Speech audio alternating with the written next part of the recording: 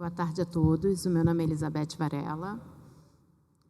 Meu vínculo é com a Universidade Federal do Rio de Janeiro e hoje eu estou aqui para moderar a mesa, que conta com Paulo Knaus, que vai apresentar a conferência Imagens que não se conformam, a arte e representação do passado, e também com a Letícia Pomar, com a conferência A Poética da História, entre Logos e Patos. O Paulo vai apresentar primeiramente, depois a Letícia, e só depois dos dois a gente vai passar para a rodada de perguntas e para o debate. Letícia, você quer assistir daí ou você quer vir para cá já? O que você acha melhor? Pode vir. Eu vou apresentar a Letícia primeiro, enquanto o Paulo está vendo os slides. A Letícia é doutora em História das Ciências pelo Programa de Pós-Graduação em História das Ciências e da Saúde da Casa de Oswaldo Cruz, pela Fiocruz.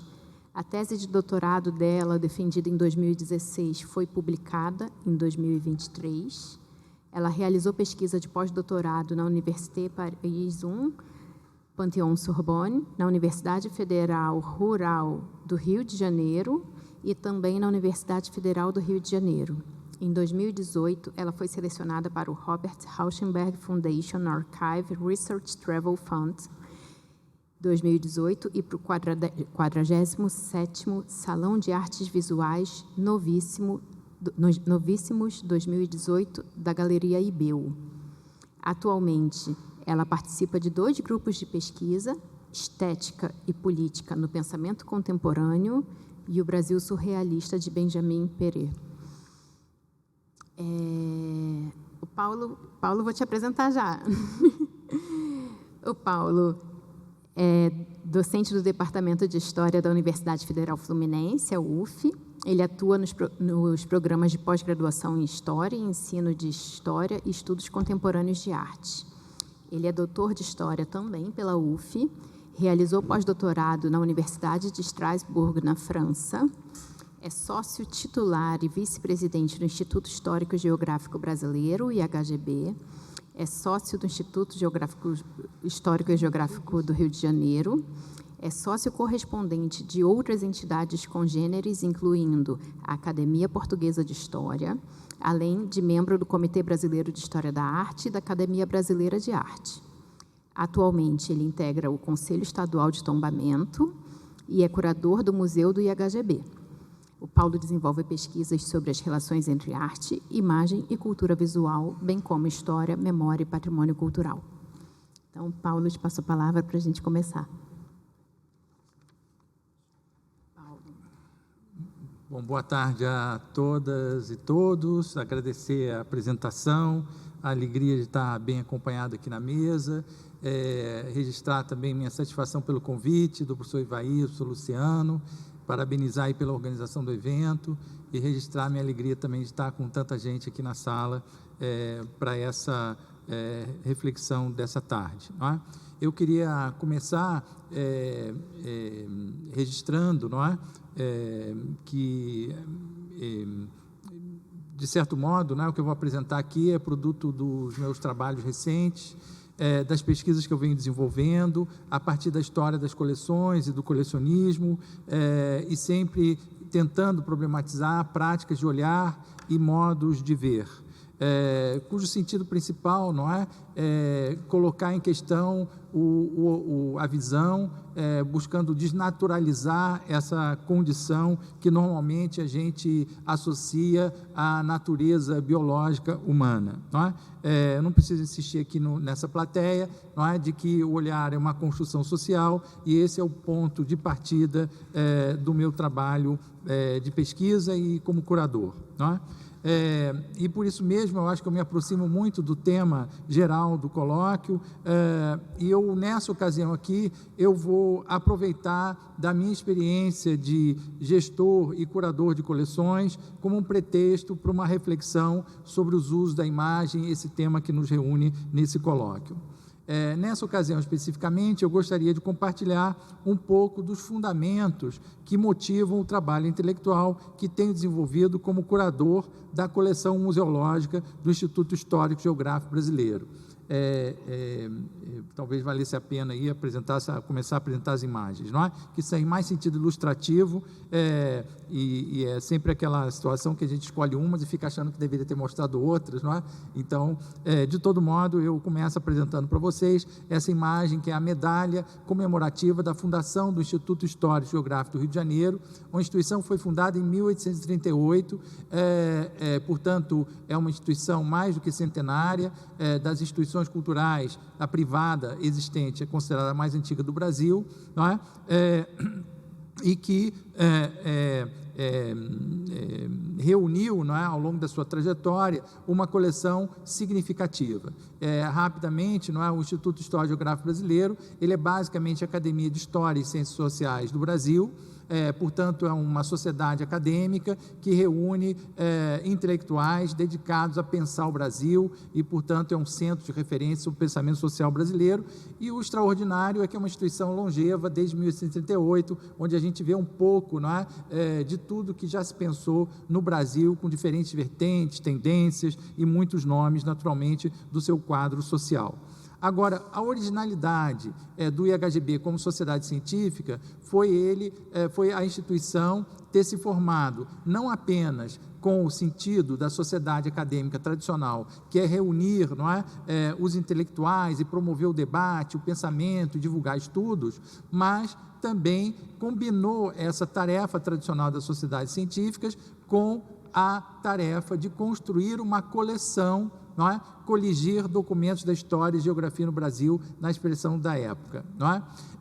Isso deu origem a uma coleção que se reúne até hoje na sede do Instituto Histórico e Geográfico Brasileiro, com peças naturalmente reunidas ao longo dessa história mais que centenária a essa altura.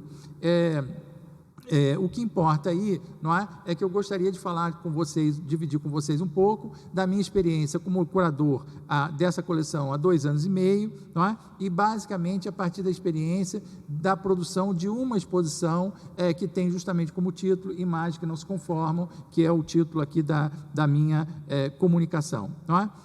Rapidamente, não é, eu queria dizer para vocês que eu pensei essa apresentação em 3 partes. Um primeiro movimento em que eu defendo que o estudo da história da coleção do IHGB permite reconhecer e modos de ver a história a partir da arte, não é? Isso eu acho que é importante, porque tradicionalmente é uma coleção vista como uma coleção de história, mas o que significa isso, não é? E eu defenderia que se trata de uma coleção artística, não é? E quero propor um olhar artístico para essa coleção, e é nesse sentido que eu venho trabalhando. Depois de apresentar a instituição, depois de discutir essa relação, essa caracterização dos modos de ver a história a partir da arte, num terceiro movimento, eu gostaria de propor uma abordagem das relações entre arte e representação do passado, a partir da interrogação sobre a ordem do tempo, não é? E ilustrando isso a partir da experiência da criação da exposição propriamente dita, não é? Sem querer me alongar muito na primeira parte da minha apresentação, que é a história do IHGB, eu já comentei aqui rapidamente, não é? Talvez valesse a pena ressaltar que essa coleção, ela se enriqueceu muito porque o imperador Pedro II, não é? Ele foi o patrono da instituição, e obras significativas da coleção do Instituto têm origem nas doações do imperador. O conjunto mais importante de todos é o do momento do exílio, não é? Vocês certamente já ouviram falar na coleção Teresa Cristina, que é famosa por causa da Biblioteca Nacional, não é? A coleção Teresa Cristina, na verdade, faz parte do conjunto de coleções do imperador que foram doadas para o IHGB, e na dificuldade do IHGB absorver todas as coleções, não é? Ele ficou com uma parte e distribuiu outras, não é? As fotografias, por exemplo, foram para a Biblioteca Nacional, porque naquela altura não havia muita condição no Instituto, nem interesse de pesquisa em torno da fotografia. Nós estamos falando de 1890, não é? E com isso, não é? O que importa aí é chamar a atenção para o fato de que essa coleção, ela se enriqueceu muito no século XIX, e por isso ela frequentemente vista como uma coleção associada ao período imperial. Mas isso, na verdade, não é bem a verdade, porque isso definiu uma prática colecionista na instituição que perdura até hoje, com aquisições, inclusive no mercado, não é? Que nunca deixaram de ser feitas. Não é? A nossa última aquisição foi um bordado das bordadeiras do Cariri, representando a cena da posse do Lula, para vocês terem uma ideia de como abrangente é a coleção. Não é? Mas, de todo modo, né, o que é importante nisso é chamar a atenção que foi na prática de colecionar que o IHGB encontrou a sua marca singular no universo das academias brasileiras. Não é? E é por isso também que o IHGB teve um papel importante e até hoje abriga várias instituições, como a Academia Carioca de Letras, não é? Porque como ele tem um acervo para gerir, sempre foi necessário que ele tivesse uma sede, não é? Maior. E, com isso, ele terminou abrigando várias outras instituições ao longo do seu tempo. Não é? A rigor, é preciso acrescentar que a coleção do IHGB foi formada basicamente para servir à pesquisa histórica e social, mas terminou se constituindo como lugar de memória no século XX, justificando a caracterização do IHGB como Casa da Memória Nacional. Para padrões brasileiros, surpreende a longevidade da prática colecionista. Não é? Quer dizer, a instituição é longeva, isso já é surpreendente para o caso brasileiro, não é? Mas o incrível é que nessa história longeva da instituição, o elemento que perdurou ao longo de toda a história é justamente a prática colecionista. Não é? Os modos de organização acadêmico mudam muito, não é? Mas a prática colecionista nunca foi interrompida. Não é? Isso eu considero que é surpreendente. Isso significa dizer que depois do incêndio do Museu Nacional, não é? A coleção do IHGB é a coleção mais antiga existente no Brasil. Não quer dizer que tem as peças mais antigas, não é? Quer dizer que a prática de colecionar a coleção reunida, não é? Representa a prática de colecionar mais antiga do Brasil, considerando que a instituição colecionista anterior era o Museu Nacional, que perdeu a sua coleção museológica, não é? E não só museológica. Não é? Eu acho que isso é importante ser dito. Isso significa dizer que nós estamos falando de uma coleção da biblioteca, não é? De cerca de 100 mil volumes. Nesse momento, ela está sendo passando por uma grande revitalização, não é? E já ultrapassaram os 110 mil volumes. Quer dizer, nem se tem noção da quantidade que tem exatamente de impressos e livros, em geral, não é? Na coleção.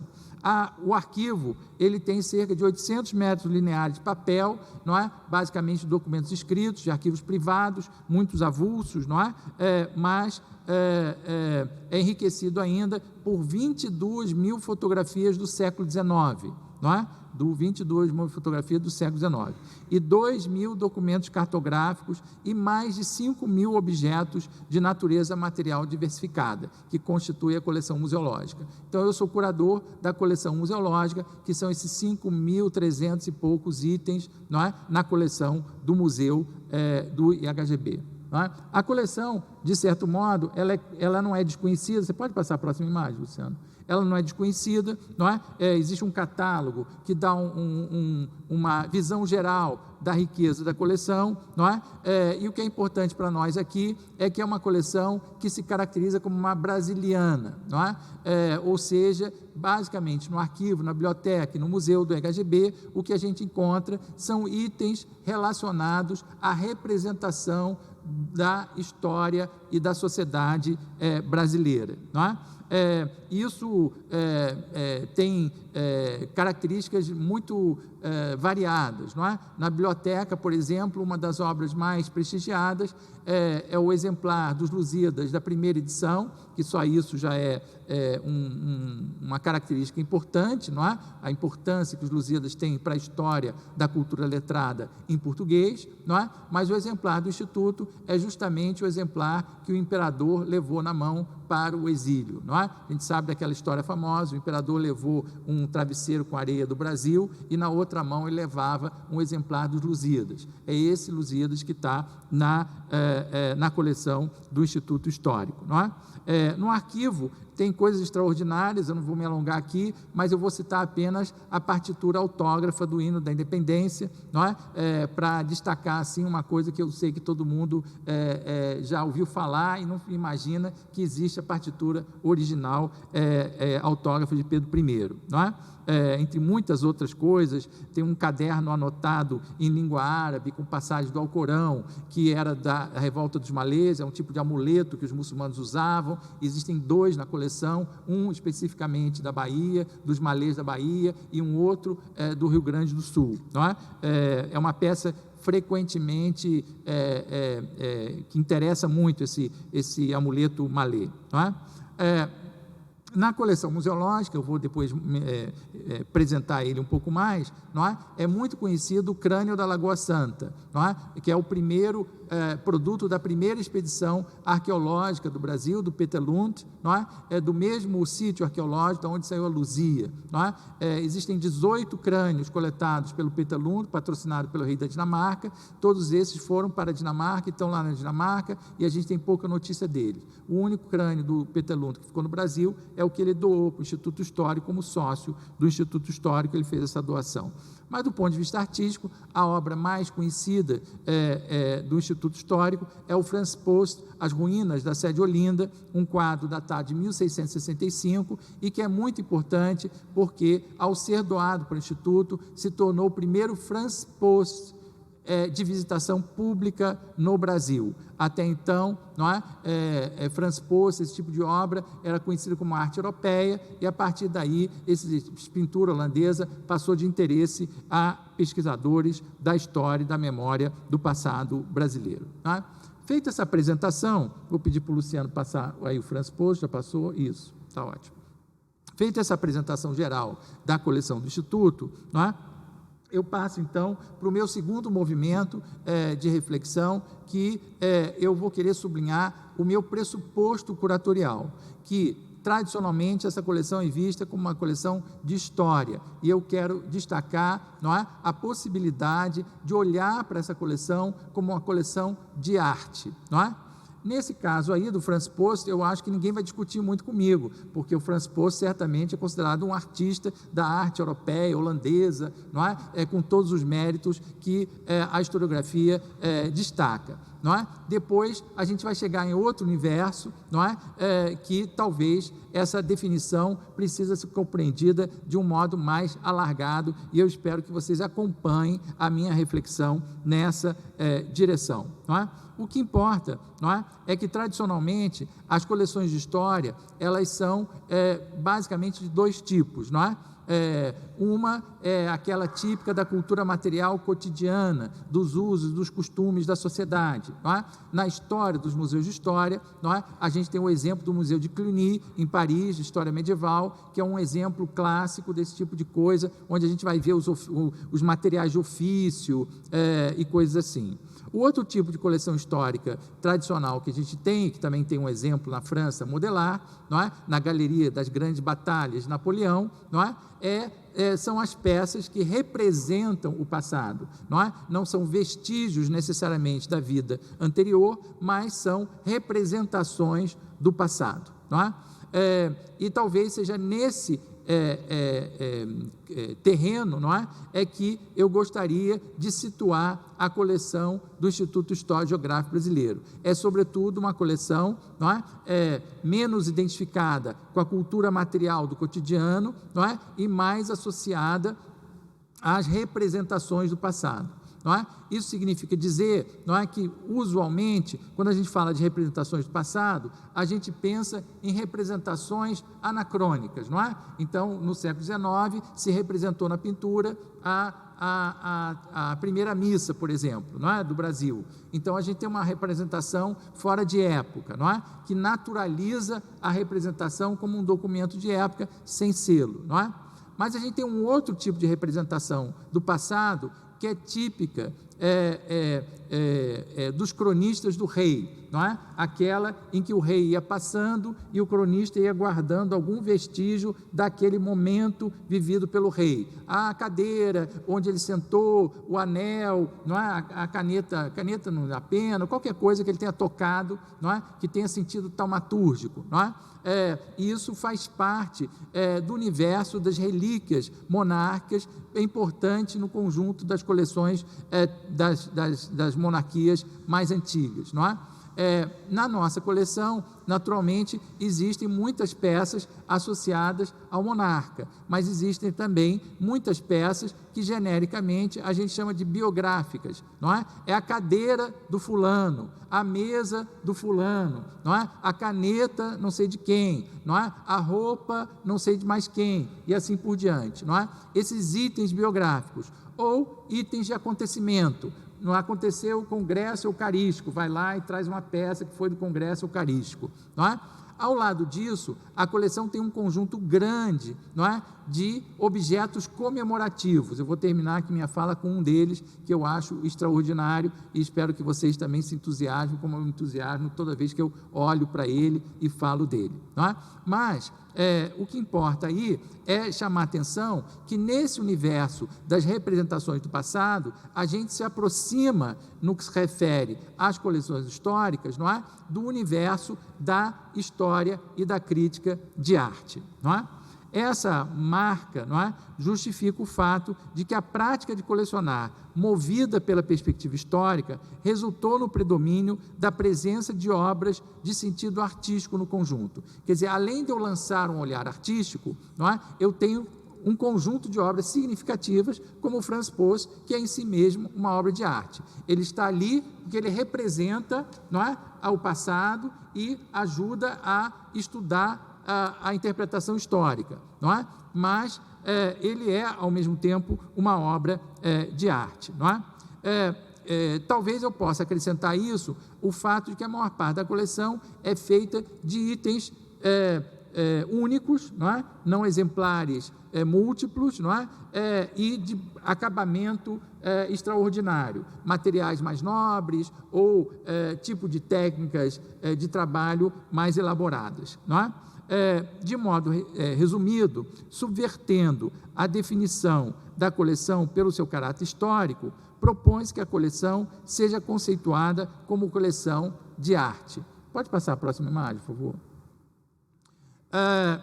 Isso significa, não é, que esse pressuposto curatorial proposto valoriza a presença na coleção de obras de artistas canônicos na história da arte. Estou mostrando aqui um Timóteo da Costa, né, o João Timóteo da Costa, a primeira pintura histórica, até onde eu posso defender, não é? Feita a partir de uma fotografia. Essa cena é muito conhecida por causa de uma fotografia censurada, não é? Em 22, e nos anos 30, os precursores da UDN, não é? Da UDB, como se chamava, não é? O partido da época, não é? Encomendaram ao Timóteo da Costa a representação dessa fotografia em pintura, não é?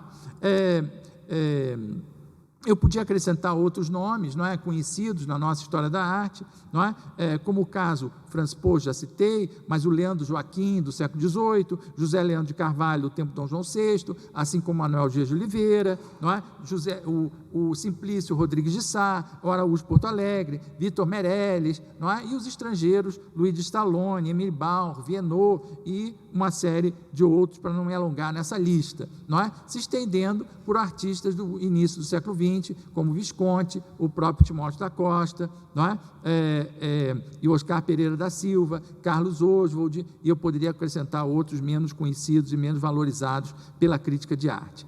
Eu, assim, por razões de identidade pessoal, tenho um carinho especial pela coleção de escultura, e é impressionante, a coleção não é, a maior parte dela é de gesso, não é? Mas nós possuímos bronze e mármores, não é?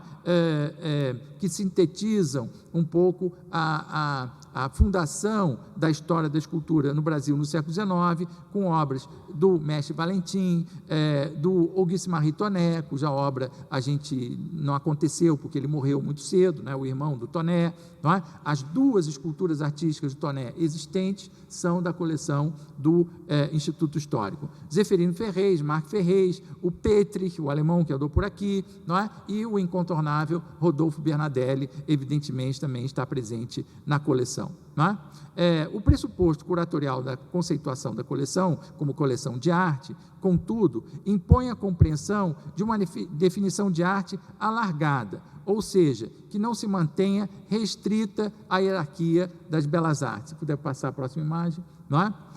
A presença na coleção de medalhas, heráldica, mobiliário, arte decorativa, têxteis bordados, tapeçaria, louça e cristais decorados, deriva na compreensão da criação artística no campo ampliado. Não é? Então, quando eu lanço o olhar do ponto de vista da história da arte para a coleção de caráter histórico, não é?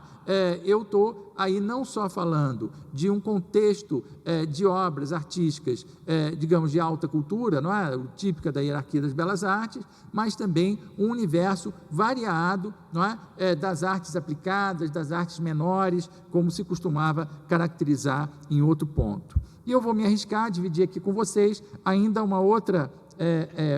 A próxima imagem, por favor. Isso, não é? O fato de que no conjunto, especialmente do século XX, não é? A coleção se abre para a arte do design, não é? Em especial no contexto da coleção de memorabilia política, onde a gente encontra um conjunto de alfinetes de peito, bottoms, pins, essa tipologia diversificada, não é? Que vai do movimento florianista de Floriano Peixoto, do início da República até os movimentos mais recentes, como Fora Temer, não é? É a maior coleção de bottoms políticos que existe nas coleções brasileiras, não é?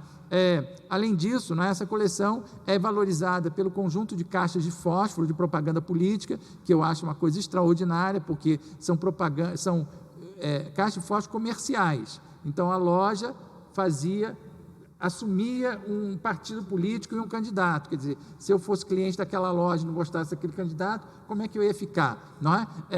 É uma coisa estranhíssima, não é? A coleção de capas de disco políticos é enorme também e muito interessante, não é? Flâmulas, e por aí afora vai, panfletos, cartazes, e que acompanha toda a história das campanhas eleitorais e políticas do nosso tempo, não é? O que eu queria destacar é, sobretudo, essa ideia, não é? De que o que eu estou propondo para vocês é chamar esses itens todos de objetos artísticos, não é? Onde tradicionalmente eles eram chamados de objetos históricos. É claro que eu estou falando de uma arte histórica, não é? E por isso eu estou lançando para essa coleção o olhar da história da arte, não é? A perspectiva da história e da crítica de arte em torno da coleção museológica do IHGB permite dar um sentido comum ainda ao conjunto de itens colecionados associados a expressões da diversidade cultural no Brasil, que deriva do enfoque da etnologia ou antropologia social, que sempre esteve presente no quadro social do IHGB. Então, a cultura popular no Brasil sempre foi matéria do pensamento social, claro, esteve representada no IHGB por isso mesmo, não é? E por essa razão, a coleção também reuniu um conjunto importante de peças de arte e tradições étnicas, não é? E arte popular, que é pouco valorizada, porque como a coleção era chamada como uma coleção histórica, isso ficava meio sem lugar, não é? E era guardada de um modo separado e sem identidade, não é? Ao lançar o enfoque artístico para a arte popular, que no Brasil é perfeitamente... nossa, tem mais tempo que eu pensava. Vou começar a falar mais devagar, então. Considerando que na história da arte do Brasil a gente tem um olhar artístico para a tradição de expressões populares, não é? Fica muito fácil eu legitimar um olhar para esse universo do ponto de vista da história da arte popular, não é? E permite que eu lance o mesmo ponto de vista de interrogação da coleção que era dita histórica com a coleção dita de arte popular, não é? Eu juntei todas na mesma coleção, não é? Como uma coleção de arte. A gente tem um inventário único hoje, não é? Para sublinhar esse enfoque artístico sobre a coleção, não é? Nesse caso, coloca-se em discussão o sentido da criação artística no processo de construção de identidades, reconhecendo a expressão de grupos sociais e étnicos a partir de suas tradições no Brasil. Desse modo, ganha sentido, no universo da coleção museológica do EHGB, a presença de obras de arte sacra católica junto das obras de arte popular, arte religiosa afro-brasileira, arte indígena, a que se somam objetos da arte, do souvenir, que é um contexto também especialíssimo e único nas coleções do Rio de Janeiro, representativos da diversidade cultural, não é? Então, eu queria chamar a atenção, não é? Que esse enfoque, a partir da história da arte, permite não apenas, não é? Chamar a atenção para um conjunto de peças que nunca foi muito valorizado no Instituto, não é? Mas também colocá-los na mesma seara de interrogação, sobre o mesmo enfoque de interrogação, não é? Nessa altura, me interessa aqui também sublinhar que a prática de colecionar no EHGB sustenta a construção de um olhar sobre a história e a sociedade do Brasil e de modos de ver a partir da relação entre arte e representação do passado e tradições culturais, não é?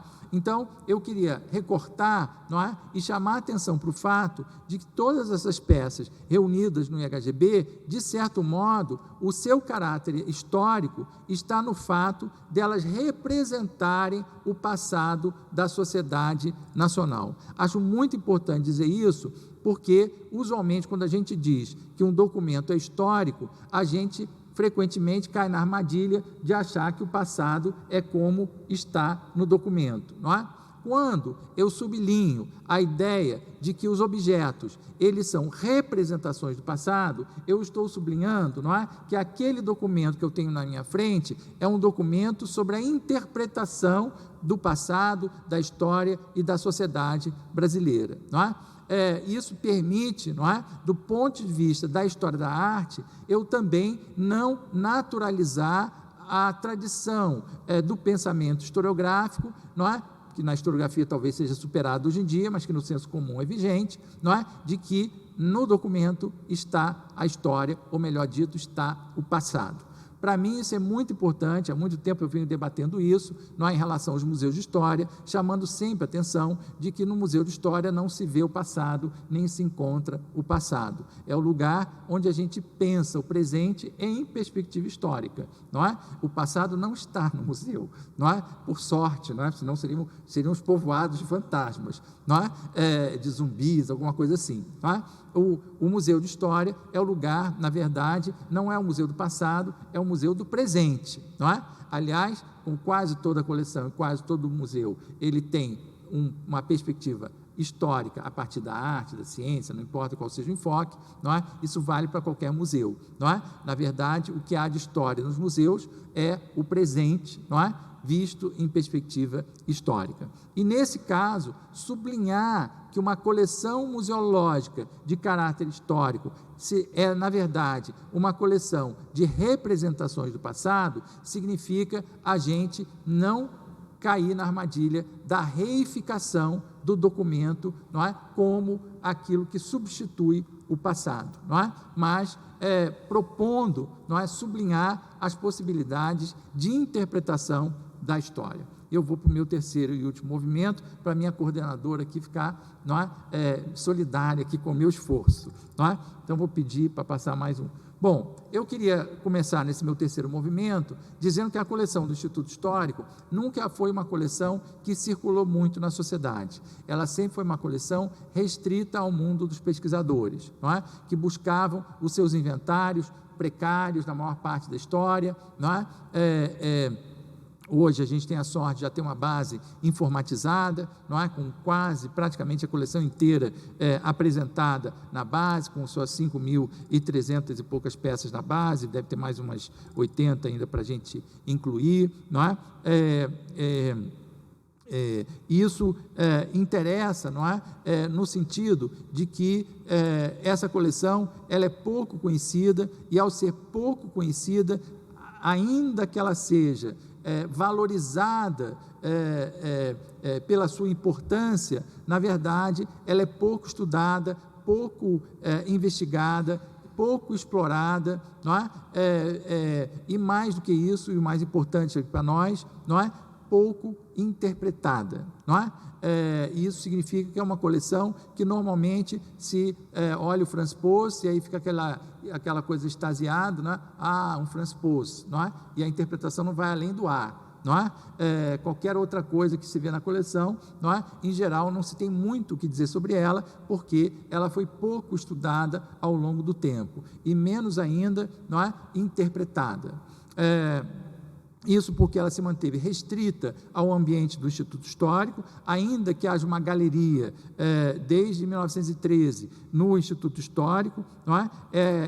Essa galeria sempre foi um pupurri de coisas especiais da coleção, não é? E não apresenta propriamente uma leitura da coleção ou das suas peças, não é? Por isso mesmo, não é?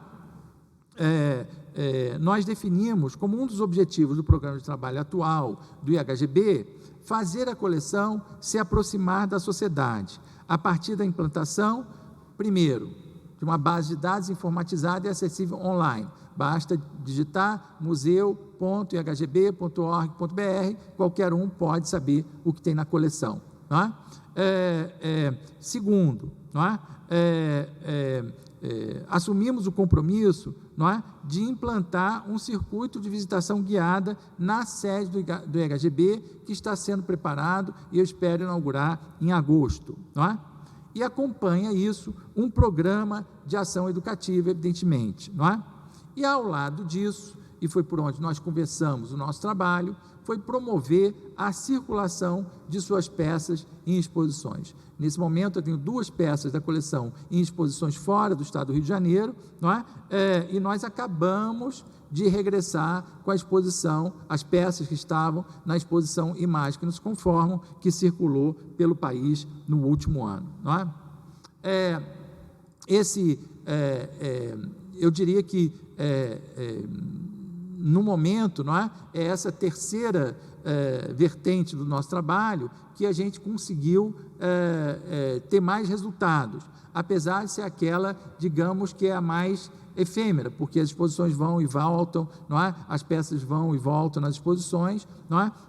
E não depende tanto do trabalho da casa, depende mais da recepção do público sobre as peças, não é?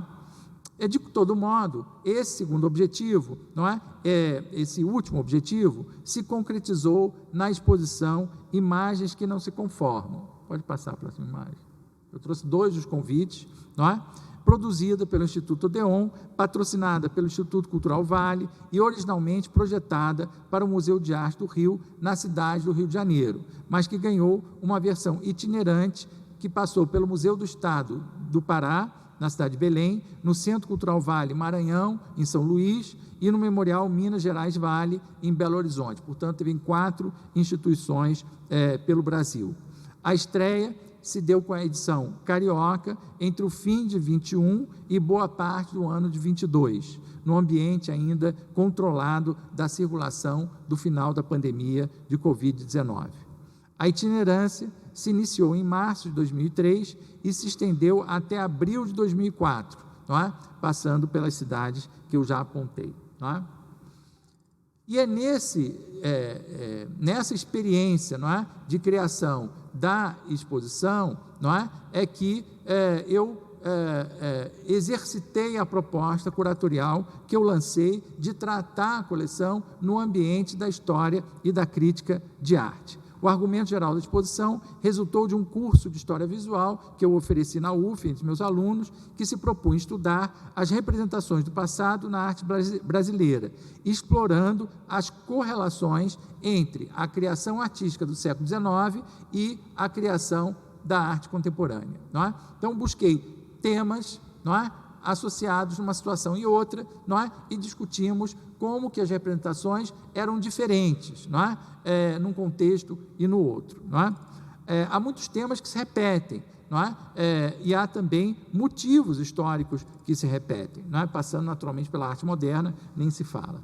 A exposição Imagens que não se conformam foi concebida, então, para interrogar visões estabelecidas sobre a história do Brasil.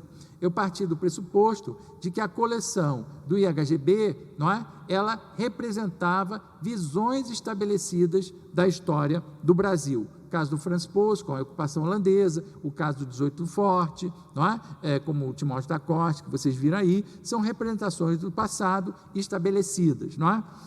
E, naturalmente, consagradas pela qualidade dos seus artistas, não é? E da sua criação artística. Não é? Então, concebida para interrogar visões estabelecidas sobre a história do Brasil. Eu considerei que, se eu fizesse uma exposição das obras da coleção do IHGB, naturalmente, eu ia reforçar pontos de vista tradicionais do pensamento histórico no Brasil. Não é?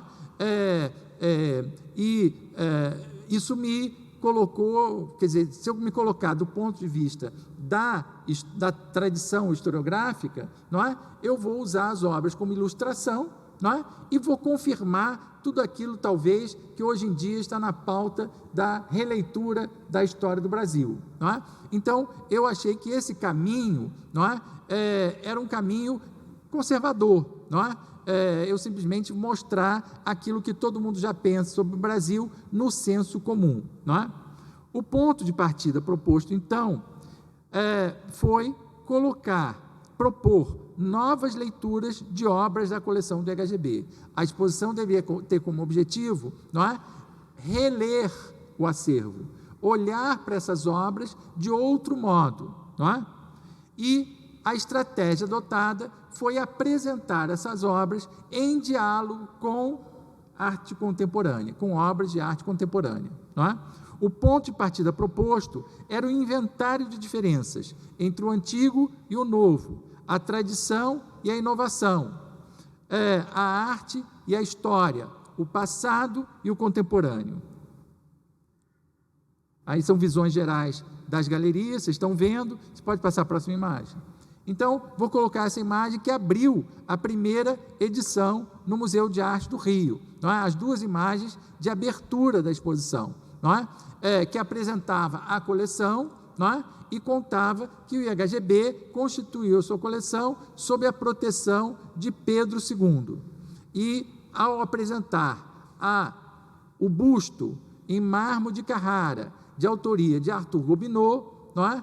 A gente colocou ao lado um quadro da coleção do Mar, não é? Que é um retrato de Dom João VI, a partir de Dom Pedro II, não é? A partir de uma fotografia conhecida do Inslee Pacheco, não é? Em que o pintor faz uma releitura do Dom Pedro no exílio. Na verdade, o título desse retrato chama-se Exílio, não é? E ele fala aí da ausência do imperador e transforma esse imperador numa espécie de fantasma dele mesmo, não é? Então, nós colocamos essa obra ao lado do busto do Gobineau. Eu nem preciso lembrar a vocês, eu acho, nessa plateia, que Gobineau é um dos maiores teóricos do racismo do século XIX, foi diplomata da França no Brasil e amigo e correspondente regular de Dom João VI, escultor amador, e fez, entre outras obras, que ele presenteou Dom Pedro II, o busto dele mesmo em Carrara, só podia ser branco, né?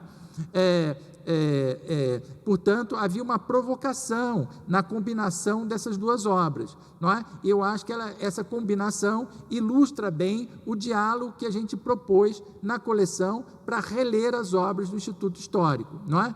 Essa obra branca diante do fantasma escurecido do Dom Pedro II, não é? A leitura tradicional e a leitura contemporânea. Essa abordagem acompanhou, de certo modo, todas as edições e todas as leituras que a gente propôs da coleção do IHGB, não é? Preciso dizer para vocês que esse busto, por exemplo, em Belém, foi combinado com aqueles panos do Alexandre Siqueira, que vocês talvez conheçam, do Pará, que ele faz como é? Imprensa, não? Como ele diz? Imprime a imagem de caboclas, não é? Em mosquiteiros. Então, fica aquela coisa meio fantasmagórica. E nós montamos de um modo que a cabocla, ela espelhava no vidro da vitrine. Então, você ia andando em torno do Pedro II e aquela cabocla ficava em volta da imagem do imperador, não é? Em cada situação, a gente buscou essas combinações, não é? Provocativas, de modo que uma peça dialogava fisicamente mesmo com a outra peça, não é? Esse conjunto de abertura de peças do imperador, todas eram em pedestal ou material escuro, e as peças compostas eram todas brancas, com exceção, não é? As peças eram todas brancas, com exceção daquelas que eventualmente fossem colocadas no local, não é? De arte contemporânea, não é? É importante dizer, não é? Que nenhuma edição repetiu a outra, não é? Eu falei de uma exposição itinerante, mas ela não era completamente itinerante. O que itinerava era a mostra de peças do IHGB. A cada edição, nós buscávamos um diálogo com artistas contemporâneos do contexto local, não é? No caso do mar, é até difícil dizer isso, não é? Mas é bem provocativo. A coleção do mar não é uma coleção de artistas cariocas e fluminenses. Ela é uma coleção com a ambição de representar a arte nacional, tal qual a coleção do IHGB, não sem razão as duas do Rio de Janeiro, não é? O que aponta para essa dificuldade de ser bairrista no Rio de Janeiro, não é? De partir do Rio de Janeiro falar do Brasil, ao contrário das outras coleções, não é? Onde no MEP, o Museu do Estado do Rio, do Estado do Pará, a gente vai encontrar coleção de artistas paraenses, não é? Posso até discutir a leitura que se faz da arte do Pará lá, mas é a arte paraense. Então, isso permitiu que a gente trouxesse essa coleção para o diálogo com a coleção do IHGB. A mesma coisa a gente fez no Maranhão, a mesma coisa a gente fez em Minas Gerais. Então, os diálogos não eram os mesmos, o que significa dizer que a pauta do diálogo era dada pelos artistas contemporâneos e não somente pela coleção do IHGB, não é? Então, em cada situação, por exemplo, no caso do mar, a gente combinou isso com o Pedro II com o Daniel Lanes. Em Belém, combinamos com o Alexandre Siqueira e a cabocla. Então, em cada situação, ganhou um sentido próprio, não é?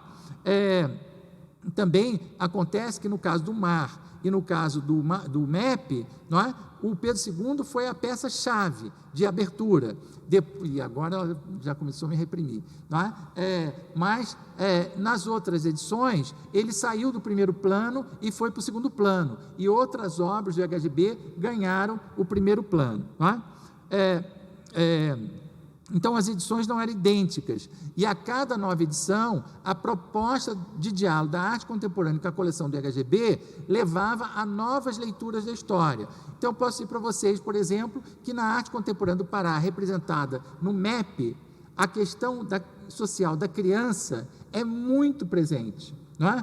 No Maranhão, os artistas contemporâneos do Maranhão aparentemente não discutem a representação da criança, não é? Então, para nós, na exposição do MEP, não é? O tema da criança cresceu, não é?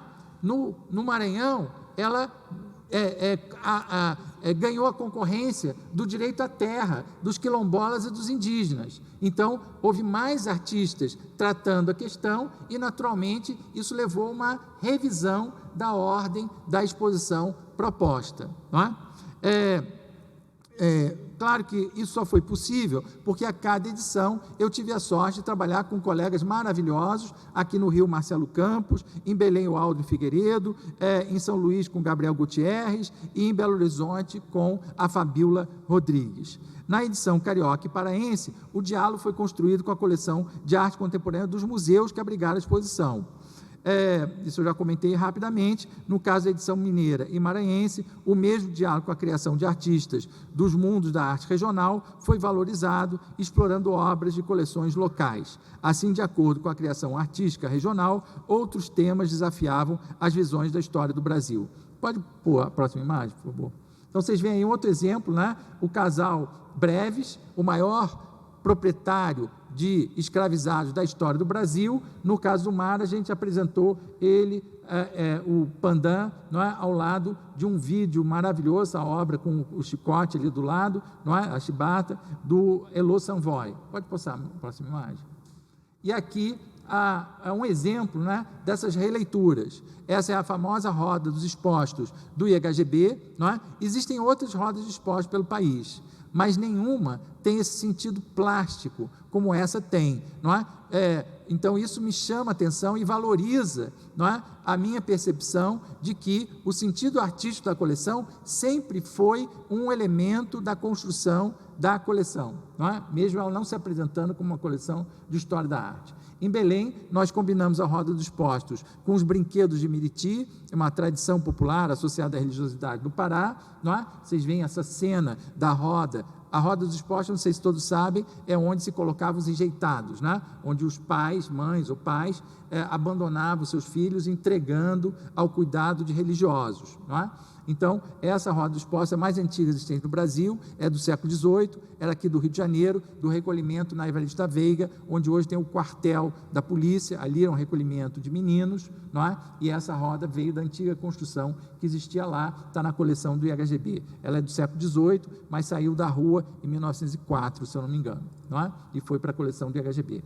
Em Belém, nós combinamos com os brinquedos de Miriti, que tem situações ótimas, porque dá uma situação lúdica, não é? Ali no balcão, por trás, existem as fotos dos órfãos, né, dos enjeitados, não é? Então, tem o texto que apresenta. Então, normalmente, a pessoa entrava na sala e se maravilhava com os brinquedos, ficava toda feliz. Depois, olhava o que era aquilo mesmo, aí começava a olhar, não é? Eu tive uma experiência ótima, uma influência, que entrou na sala, fez uma festa. Quando eu contei para ele o que era, não é? Depois, em público, ele pediu desculpas pela reação dele, porque ele não tinha entendido o que aquela obra representava. Mas era isso mesmo que a gente queria incomodar, não é? Desconformar as coisas conformadas, não é?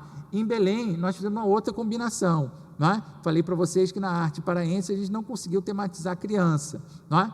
Então, nós colocamos na janela em São Luís, não é? A escultura da Leopoldina com o Dom Pedro no colo, não é? E ao lado a Maria da Glória, a rainha Dona Maria I de Portugal, não é? Que também nasceu no Brasil, não é? A graça aí é lembrar que Dom Pedro II foi órfão e enjeitado, não é? Ele foi órfão porque ele perdeu a mãe, não é? Criança, e enjeitado porque o pai abandonou ele e entregou ele para outra pessoa e deixou uma carta. Como muitas das mães que abandonavam suas crianças, deixavam cartas para a Santa Casa, explicando a situação e desejando tudo que elas podiam desejar de sorte, de bom para os filhos. Algumas deixavam até rasgada para um dia se reencontrarem e saber que aquele era a mãe e o filho, não é? Isso tudo é documentado em pesquisa histórica, não é? E aí, nesse caso, como não havia representação da infância na arte contemporânea do Maranhão, nós colocamos na janela, não é,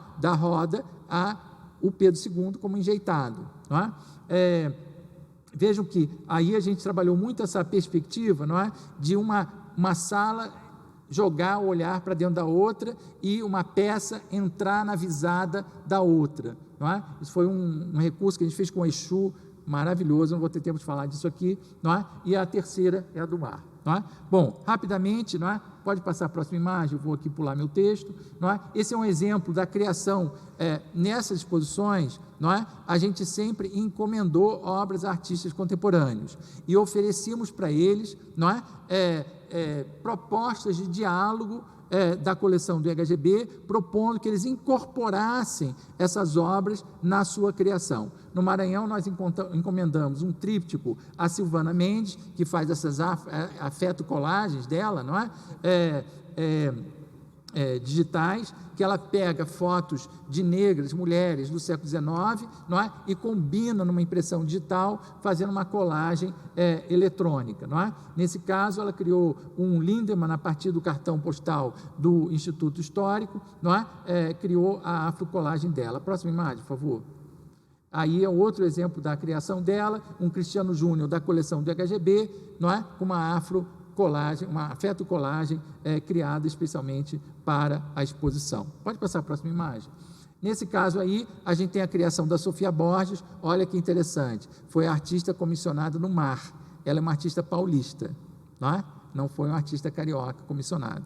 Aqui ela usou no centro a escultura da mão do Dom Pedro I, jovem, menino, não é? E no fundo ela usou uma das famosas cópias do Ecaute encomendadas pelo imperador, não é? Ela escolheu justamente a mameluca do Ecaute, que é aquela canibal, que tem uma perna e um braço carregando, não é? Uma mão, ela segura na mão uma mão, não é? E na cesta ela carrega uma perna, não é? E ela juntou a isso uma série de fotos de detalhes de mãos de retratos da coleção do IHGB, não é? Bom, me alongando aí, pode passar a próxima imagem, sem querer me alongar muito, esse é um exemplo que eu não posso deixar do mundo da escultura, fenomenal, tenho histórias lindas para contar da Diambe nessa ocasião, não é? Aí o conjunto de esculturas em bronze do Instituto, não é? Os dois Toné ali no fundo, um Rocher e o Barão do Rio Branco do Bernadelli, não é? Que foi apresentada junto com o vídeo maravilhoso da Diambe, não é? Incendiando o monumento do Pedro I, não é? Pode passar a próxima imagem. E outra do Paulo Nazaré com o crânio da Lagoa Santa, não é? Nesse caso aí, nem preciso dizer para vocês que esse objeto arqueológico, não é? Mesmo não sendo um objeto artístico, de natureza artística, não é? Foi contextualizado, não é? Com a obra do Paulo Nazaré, como uma obra artística, não é? Com a Maria, como chama ela, mineira? Maria, esqueci, Maria Rita, a artista, está com exposição em São Paulo agora. Bom, enfim, caminhando para a minha conclusão, o que eu queria mesmo dizer, não é? Que com todo esse diálogo, tratava de reconhecer que no universo da produção artística contemporânea é possível identificar tendências que desafiam todas as formas de monumento e sublinhar as ruínas da civilização que demarcam o presente. Evidentemente, por trás disso, não é possível reconhecer a inspiração nas famosas teses sobre o conceito de história de Walter Benjamin, publicadas em 1942. Serviram de inspiração para o diálogo proposto entre as representações do passado, da coleção de arte tradicional e a criação artística contemporânea. O pensamento do filósofo alemão da primeira metade do século XX ecoa ao anotar: articular historicamente o passado não significa conhecê-lo como ele de fato foi. Significa apoderar-se de uma recordação, tal como ela relampeja no instante de um perigo. E arremata: em cada época deve-se tentar novamente liberar a tradição do conformismo. Disso decorre a afirmação de que a história é objeto de uma construção de um tempo saturado de agoras. Eu não vou me alongar aqui na minha leitura, né, da reflexão que eu faço, depois eu junto o Hartog nesse debate, especialmente François Hartog, um historiador francês do nosso tempo, que insiste na construção do regime de historicidade presentista na nossa época, não é? Mas o que importa aqui é, sobretudo, chamar a atenção para vocês que a nossa intenção com o nosso trabalho é deslocar os olhares estabelecidos sobre a coleção, não é? E provocar novas leituras das peças, que no caso do IHGB anda junto com a releitura das próprias representações do passado brasileiro. Muito obrigado.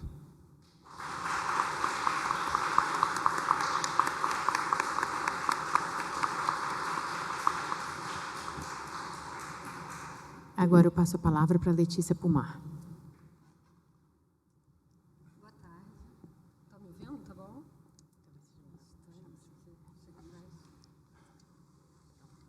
Ok. Boa tarde. Tá saindo mesmo? Não, imagina. Não? Tá baixinho? Tá baixinho, né? Alô, alô? Tá. Tem que chegar mais perto. Queria agradecer ao Luciano e Vair também pelo convite. Microfone, tá tão baixo assim, mas tá. Olá. Quer usar o meu? Eu acho que o problema sou eu, meu. Ah, será? Agora. Então não, o problema não era meu. Bom, eu queria agradecer pela possibilidade de participar desse colóquio. Dizer que eu fiquei muito feliz, tanto pela formulação, né, de pensar os usos das imagens. Achei super interessante todas as mesas, como foram pensadas.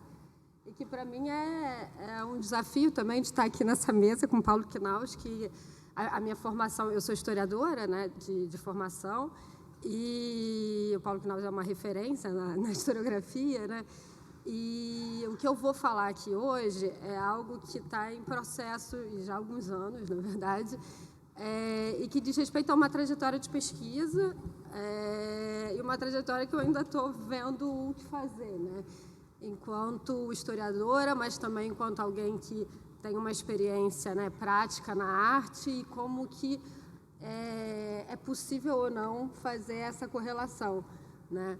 Então, o que eu vou trazer são mais dúvidas, questões, talvez até compartilhar com vocês, porque aí, ao fazer isso, a gente também pensa um pouco mais e dá um pouco mais de contorno para as nossas questões, né? Então, como a Beth falou antes, meu mestrado e meu doutorado foi em História das Ciências, na Fiocruz. Então, eu analisava um determinado cientista e como que ele desenvolvia, né, o trabalho dele. Ele era um fisiologista do IOC, do Instituto Oswaldo Cruz, e como que ele fazia, ele estudava o sistema nervoso, ele queria fazer uma teoria geral da excitação. E como que ele estudava isso e como que ele formulava e apresentava esse trabalho. E quando eu terminei a minha tese, eu estava com muitas questões, até sobre a questão da historiografia, como fazer, e todas essas relações com o arquivo, né, que o Paulo falou um pouco agora, isso vai voltar, né, de como a gente lida com o arquivo, como que o arquivo ele é construído, e como que a gente se posiciona lá, e o que a gente faz com aquilo. E eu estava também começando a pintar, a fazer colagens, né, e a trabalhar também, né, e eu comecei a trabalhar as coisas que vinham dos arquivos também, né, e é um pouco desse trabalho teórico prático que me vem questões, digamos, né, historiográficas, questões de pesquisa, que eu quero compartilhar com vocês, né, e que eu escolhi, né, quando eu comecei o meu pós-doc lá na Rural, tinham vários artistas que a minha ideia era fazer a pesquisa do acervo deles, né, para poder ver como que eles produziam aquilo que a gente conhece, né. E eu escolhi para hoje o arquivo do Francis Bacon, porque, na verdade, foi o primeiro artista que eu tinha colocado para estudar, porque tinha muito a ver com a minha trajetória de pesquisa enquanto historiadora das ciências, porque ele trabalhava com imagens científicas, de manuais de radiografia, manuais de dermatologia. Eu vou mostrar um pouco essas imagens. E eu queria entender como é que ele usava isso, o que significava um pouco esse tipo de trabalho. Mas eu não consegui escrever sobre isso. Isso foi em 2017, que eu fui até Dublin fazer a pesquisa no arquivo dele. E foi tudo muito diferente, porque é um outro tipo de arquivo, né? Quando você vai para um arquivo de um artista, e um artista com o nome, né, do Bacon e com valores, né? Porque a gente está lidando, normalmente eu lidava com arquivos como esse do IHGB, e tem outras questões. Você faz referência a tudo aquilo que você pesquisa, ou a possibilidade de publicar aquelas imagens, mas é diferente de um arquivo privado, como o do Bacon, e que tem valores estratosféricos, né, como vocês sabem, da pintura, mas também de todo um fetiche em relação às coisas que ele usava, né, os pincéis, os papéis, os recortes. Eu vou mostrar algumas coisas assim, e que estão nesse arquivo, e que viram, até para você usar essas imagens, você tem que pagar para a fundação, né? Então, tem toda uma outra lógica, uma outra relação com o arquivo. Por exemplo, o primeiro dia que eu fui, tinha um curador muito importante que estava lá, então, mesmo eu tendo marcado, né, porque a gente, né, essa é uma coisa prática do historiador, a gente tem que marcar o arquivo, tem toda uma relação. Eu não pude entrar, porque tem alguma coisa antes né, dessa pesquisa, que era uma determinada exposição que estava sendo colocada.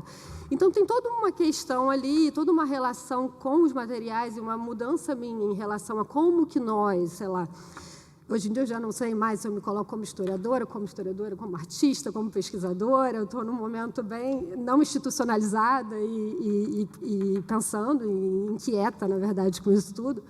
Mas como que a gente trabalha também isso que são esses vestígios, talvez, né? Que são esses documentos, o que a gente faz, como que a gente se posiciona, como que a gente se coloca. E, para mim, é interessante ver isso, como o artista fez isso, pensar isso criticamente, também pensar o meu gesto em relação a isso. Então, é um pouco disso que eu vou falar aqui. Então, a minha proposta é tentar articular a operação historiográfica e a operação artística. Eu estou pensando em termos de operação. Isso vai ser uma coisa interessante da gente pensar ao longo dessa fala, né? Pensar procedimentos, que tipo de operação os artistas fazem, essa operação, o que ela pode dizer para os historiadores, que tipo de operação que os historiadores fazem, o que isso pode dizer também para os artistas que eu vejo isso hoje na cena contemporânea, usam muito arquivo histórico, né? E com trabalhos muito interessantes, né?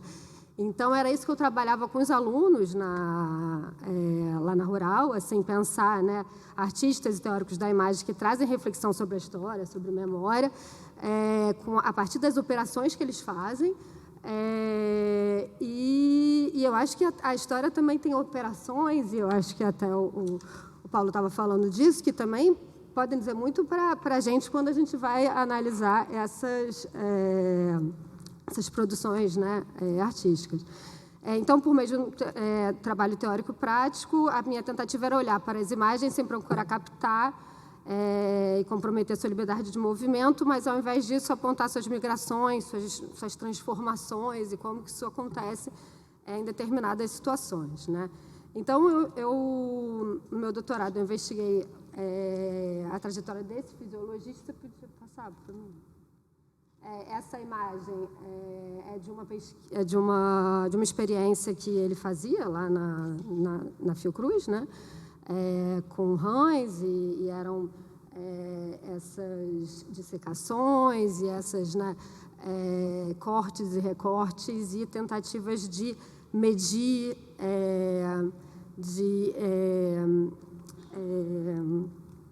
principalmente essa questão da medição, né?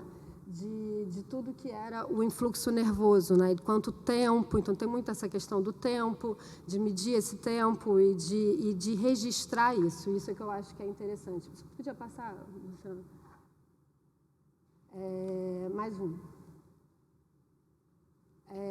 Vários aparelhos, né? E aparelhos que registravam e faziam uma imagem. Ou seja, o arquivo, que é um arquivo de História das Ciências, né, que tem lá na COC, na Casa de Oswaldo Cruz, ele é um arquivo com muitos artigos científicos, com muitas anotações e com muitas imagens que são feitas a partir de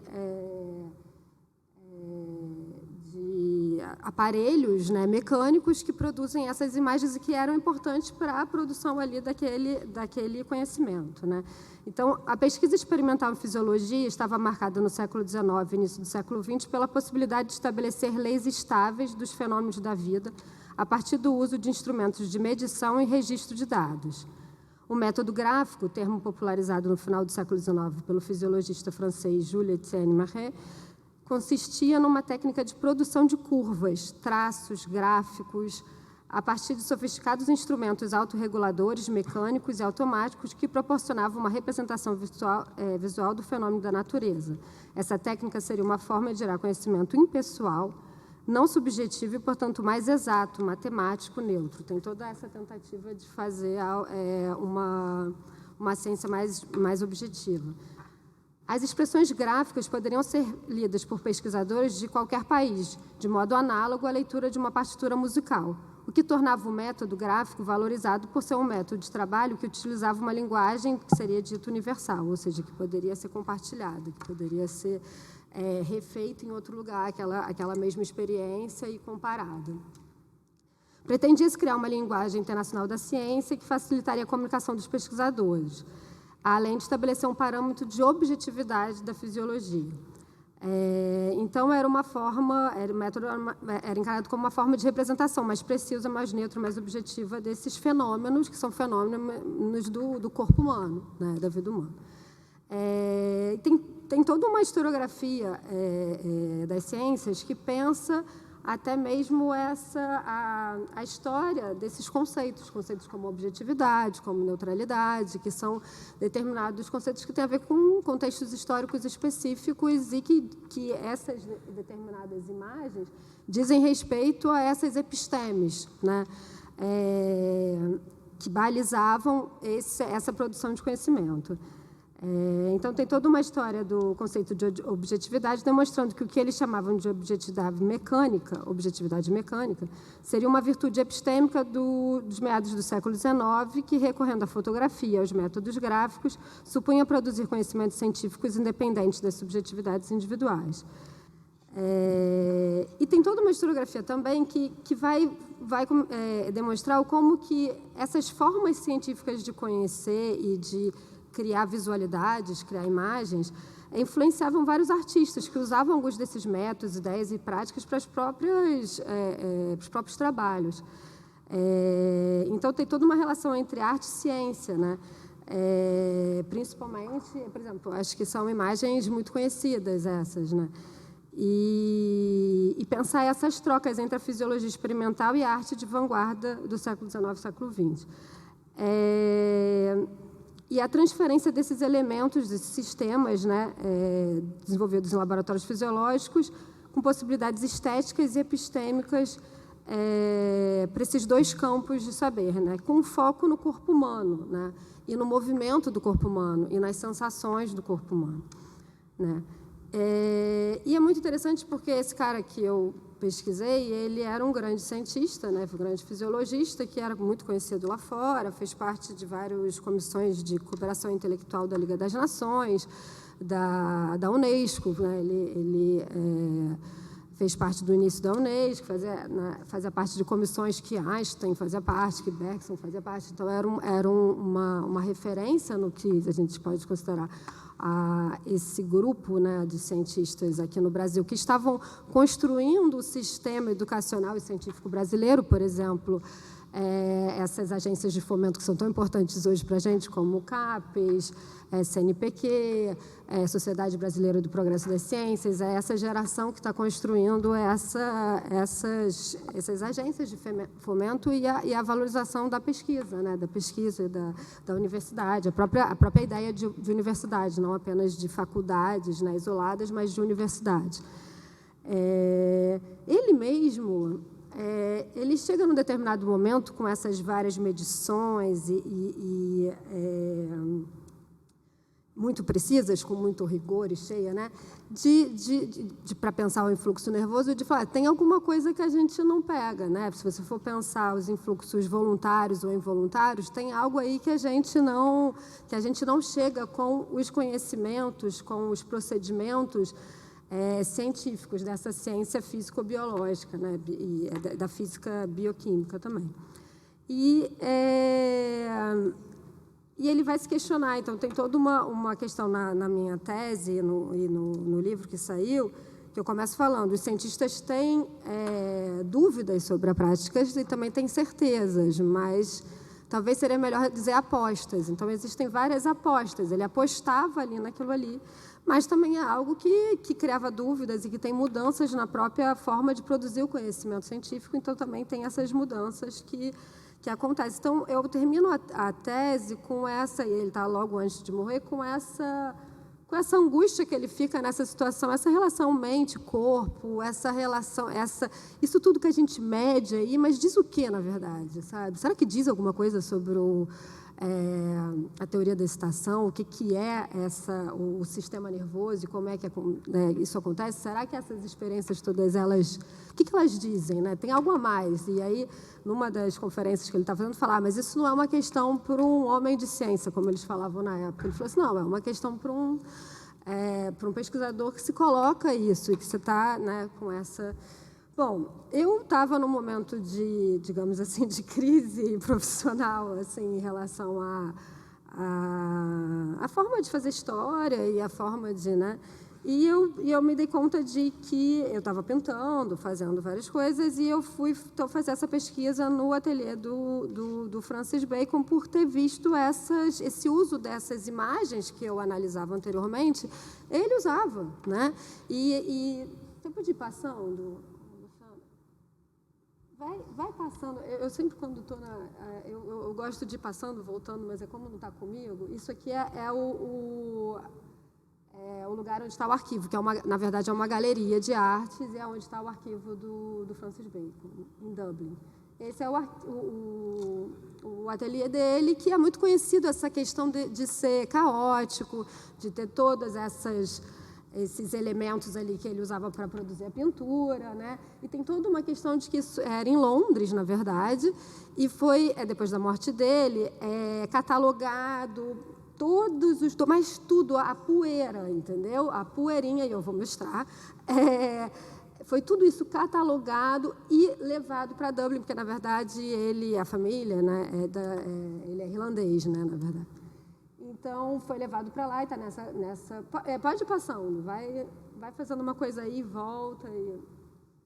Isso tudo são esses restos, digamos assim, que agora, depois de catalogado e que está num computador, que a gente não pode ver eles em si, esses documentos, mas no computador, eles estão lá naquela primeira imagem que você estava mostrando, que é o ateliê. Eles estão lá no chão, entendeu? Eles estão lá naquilo ali. Só que isso tudo foi catalogado, todas essas, tá vendo, essas coisinhas aí, a tinta e papéis e os livros e as revistas, e a gente tem acesso a isso, e anotações também, e os livros também, que ele lia, né? Ele lia muito, e também tem esses livros. Então, a minha ideia, inicialmente, era como é que ele usava essas imagens retiradas de texto, manuais médicos, atlas científicos e de revista. Vai passando, Luciana.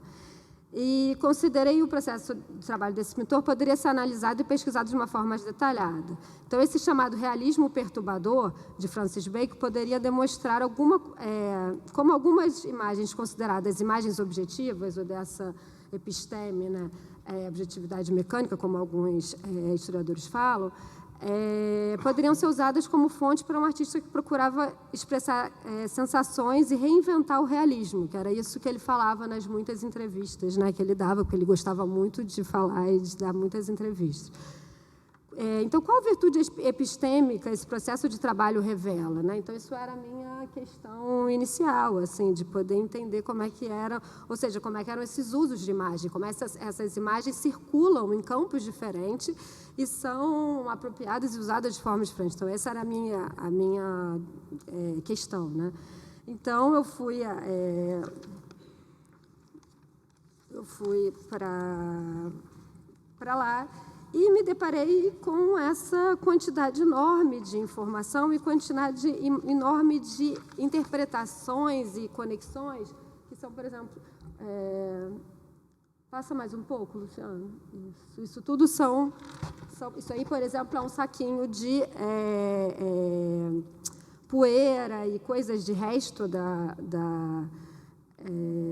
do ateliê, que ele usava nas pinturas também, para ele poder chegar à textura que ele queria em determinadas coisas.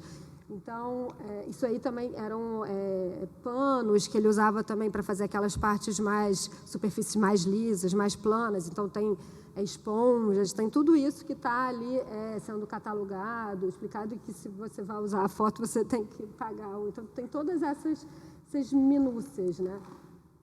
Pode passar. Tá. E o que eu achei mais interessante nesse momento foi ver os procedimentos dele de pensar a pintura, né? Que é, por exemplo, esse, de fazer uma colagem como essa. Isso é uma colagem que tem lá, que foi feito por ele para pensar esse corpo humano, né? Então, que tipo de operação ele fazia, né? Então, por exemplo, essa colagem, ou, por exemplo, aquela do lado direito, que é uma daquelas imagens que eu mostrei anteriormente, desse método gráfico, como eu estava falando, e ele vai mexer, brincar, dobrar, pintar, por exemplo. Ali ele pinta um círculo preto ali, só aquele torso do corpo humano que fica, né? Então, são esse tipo de coisas que aparecem lá. Isso é só um detalhe disso. As setas que ele fazia, isso aí são tipo fotografias que tinham, muitas que ele pedia para fazer, outras que ele pegava de referências ou de amigos. As muitas setas, né? Essas setas, várias pinturas, e talvez, acho que depois vai dar para a gente ver, elas têm as setas que indicam os locais como se tivesse o lugar onde está acontecendo alguma coisa. E isso é muito legal, porque esses manuais de radiografia que ele usava, eles têm essas setas, eles têm essa colocação, porque esses manuais eram manuais assim, manuais de posicionamento do corpo humano para a produção da imagem radiográfica. Então, tem esses elementos que ele vai puxando daí, vai passando, vamos... Isso.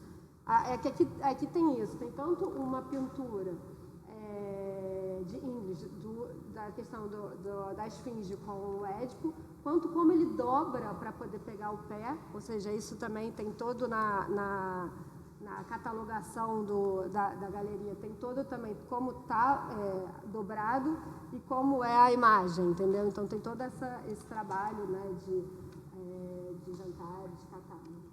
E ali, tá vendo as setas, Luciano, onde ele aponta um determinado acontecimento para que a gente olhe, né? Tipo, ali em cima tem uma seta branca.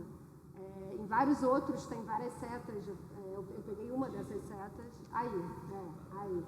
E esses círculos. E esses elementos são elementos que aparecem nessas imagens técnicas, nessas imagens que ele pega desses manuais. Só que ele subverte isso e usa para outras questões. Aí pode voltar. Como é que são como é que se posiciona o corpo, né? E tem os círculos, tem traços, tem todas essas formas de apontar um determinado detalhe do corpo humano. Vários elementos desses, em geral, quando tem muitos trabalhos, quando analisam as pinturas do Bacon, que fazem as correlações de, isso veio daqui, isso veio dali, como esse. Isso. E que vão fazendo esse mapa, né, da forma como ele cortava e colava e montava essas referências, né? Mas, para mim, aquilo era muito, né? Primeiro que era muita identificação, isso é signo disso, né? E tudo bem que essa visualidade ali foi importante para ele produzir a pintura dele. Mas tinha algo mais, entendeu? Que não é só referente àquela imagem que ele está usando. É como ele faz essa imagem ser operada, né? E agir naquilo que ele monta, né? E, por outro lado, ele também falava muito, e são muitas entrevistas, e tem todo esse jeito do Bacon de falar, e ele brincava que ele mentia, qual vai ser a mentira que eu vou falar hoje para tal entrevistador ou outro entrevistador. Então, era uma quantidade de elementos e de coisas que explicavam muito a pintura do Bacon. E tinha uma coisa de quando eu estava olhando a pintura dele, que não é explicável nesse sentido. ele pegou desse manual, ele pegou do filme do Encoraçado Pontequim, essa imagem de grito, né, da babá, e a partir desse grito ele, né, tudo bem, tem toda essa correlação. Mas tem alguma coisa que acontece quando a gente está diante do quadro dele e que é alguma coisa muito fundamental e que é uma coisa que eu sentia falta em termos na história, quando a gente está diante dos nossos documentos ou das nossas fontes também, que é algo que nos afeta e que a gente não sabe por que nos afeta, e que a gente tem que trabalhar muito, a gente tem que estar muito ali para poder entender um pouco por que nos afeta, e que diz respeito a todas essas imagens, usos e circulações das imagens, como são feitos esses atravessamentos. Eu acho que é isso o evento ou a criação de fato, como o Deleuze também vai analisar quando ele pensa a lógica da sensação, que ele vai tentar analisar essa captação de forças que o Bacon lida ali. Então, para mim, historiadora das ciências, com essas referências todas da visualidade científica, tudo bem, mas é pouco só ficar nisso. Como é que é essa capturação de forças? Então, para mim, era um pouco isso, e eu, enquanto alguém que estava fazendo, né? E que é um risco você estar tentando pintar e o acidente acontecendo, que é o que ele fala, né? Ele fala de uma química que acontece, que é uma química, ele falava que não era uma alquimia, porque não era alguma coisa transcendental ou mítica, era uma coisa material, né? Ali do momento. Como é que essa química, que é uma química aberta ao acidente, aberta àquilo que a gente não, né, que a gente não tem total controle, mas que, por outro lado, quando acontece, é muito óbvio, né? Fala assim, é isso, né? Então, e ele falava um pouco disso. O que é isso de que isso dá certo, isso acontece, isso não dá certo, isso não acontece, né? Por que uma pintura funciona e outra não funciona? Isso não se explica, ele fala isso. E isso, na história das ciências, a gente tem toda uma historiografia enorme, porque eu não queria, né, e não dá também, lidar com isso. Por que uma teoria científica ela funciona e ela não funciona? Ela circula, ela não circula? Ela é vista como verdade ou não? E tem toda uma posição historiográfica que vai pensar tanto as teorias, né, quando estão em combate num determinado período histórico, para você pensar de forma simétrica, né? Tanto aquela que depois foi considerada falsa, quanto aquela que ganhou, digamos, quanto aquela que realmente fez corpo, né?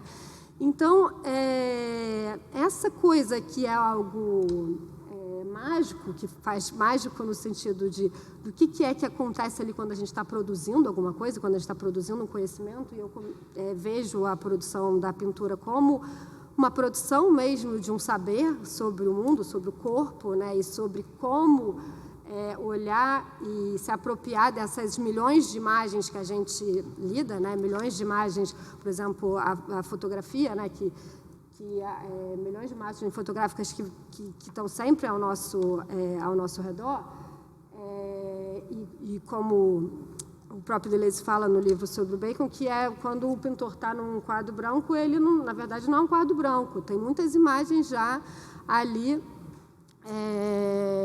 anteriores e que estão informando, impedindo ou não a possibilidade de criação de alguma coisa. E o que é que o Bacon fazia nessa... que tipo de operação que ele fazia, né? Então, ao ver aquelas operações todas ali que eu mostrei para vocês, de pequenos detalhes que ele vai fazer... passa, volta. Isso aí são coisas que ele recortou, que ele não gostou, telas que ele não gostou. Anterior. Isso. Uma outra referência é nessa aí, que é uma fotocópia. Por conta da fotocópia, das manchas da fotocópia, ele vê aquela mancha ali e ele vai falar assim, essa nota que está ali é assim, make shadow into separate units. Então, fazer a sombra como uma unidade separada. E isso tem muitas dessas figuras de Bacon, né, com essa sombra, né, e tem toda uma análise do Deleuze sobre isso, de muitos outros sobre isso. Mas o que é interessante é pensar como que isso vem de quando ele está lidando com esse documento e a materialidade do documento. Por exemplo, uma mancha que vem porque é uma fotocópia, entendeu? Ou porque é um amassado que fez, ou porque ele agiu ali e fez alguma coisa. Nesse caso, é por uma fotocópia e a mancha que tem ali, e isso dá um estalo nele no sentido de alguma possibilidade de criação de uma visualidade, né? Daquilo que ele está querendo falar. Então, essas questões é que ficaram mais fortes para mim. E quando eu vi essa exposição, eu encontrei uma anotação minha dessa época, nessa exposição que eu vi, foi no Pompidou, que eu falava assim: refuta toda a interpretação, mas ao redor dele construiu-se várias narrativas. Os textos sobre o trabalho dele estão cheios de narrativas explicativas. E isso, a própria exposição, tinha toda uma relação com os livros de Bataille, os livros das tragédias gregas que ele usava. Então, não só essas imagens técnicas, mas também as próprias leituras que ele fazia. E aí eu penso assim, ele fala demais e falam demais também dele. As pinturas não falam, elas existem. Linhas falhas, múltiplas texturas na mesma tela. Isso eram coisas que estavam me chamando no momento que eu estou vendo, né? Partes cruas como a cor da tela mesmo. Tudo é inseguro e preciso ao mesmo tempo. Tudo de perto falha, de longe constrói. Faz montagens através da pintura. O tamanho próprio das pinturas são grandes demais, faz você ver os detalhes, a textura. As fotos, elas traem a pintura. Toda a certeza, agressividade, violência, precisão que a gente vê ao longe, ela é contraposta a toda a suavidade, precariedade, fragilidade, imprecisão, indefinição de perto. Esses detalhes da pintura que eu tentei fotografar no momento que eu estava vendo, não são fotos muito boas. Isso tudo são fotos de detalhes da pintura, enquanto eu estava nessa exposição, enquanto eu estava pensando isso que eu tô falando, de como, quando a gente vê numa fotografia, elas traem nesse sentido de se a gente pegar a imagem como evidência, a gente perde a imagem como falha, como tentativa e erro, que era muito o que ele falava nas entrevistas dele, né? Dessa coisa que é um traço, que é uma, né? E a forma como cada tinta ou cada parte, ela está sendo tratada, ela está sendo feita, né? Está sendo usada de uma forma diferente, ou mais aguado, com mais tinta, ou com muita tinta. Então, pensar esse campo operatório dele, né, de fazer esse tipo de pintura que funciona de um jeito quando a gente vê de longe e funciona de outro jeito quando a gente vê de perto, e que talvez esse movimento que eu pude fazer quando eu estava ali diante do quadro, e eu acho interessante, eu quis falar, né, voltar a esse material que eu não via desde 2017, que eu não sabia direito o que fazer com isso, e que talvez eu não saiba ainda, estou pensando, porque tem uma exposição agora, né, em São Paulo, que eu ainda não fui, mas com a possibilidade da gente se posicionar diante dos quadros e tudo, com esse movimento em mente, né? No sentido de que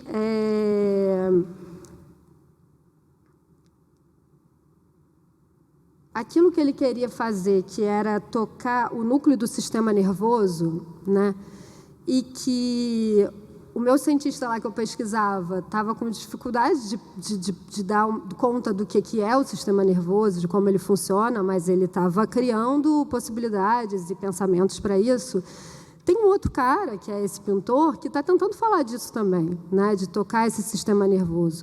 E ele toca a gente, né? A gente não entende quando a gente está diante daquilo ali, ele toca. Como que ele toca, né? E a partir dessa questão que tem uma materialidade ali, tem um jeito de pintar, por exemplo. Quando você está no espaço, no quadrado, Essa tinta ela está mais plana, ela está planificada, ou ela está com espaço em branco, ela está com o espaço da tela. E aí é isso que eu estava falando anteriormente, como que faz figura, isso aí é a poeira, aquela coisa que eu te falei, isso aí foi um uso de poeira para poder criar essa névoa, né?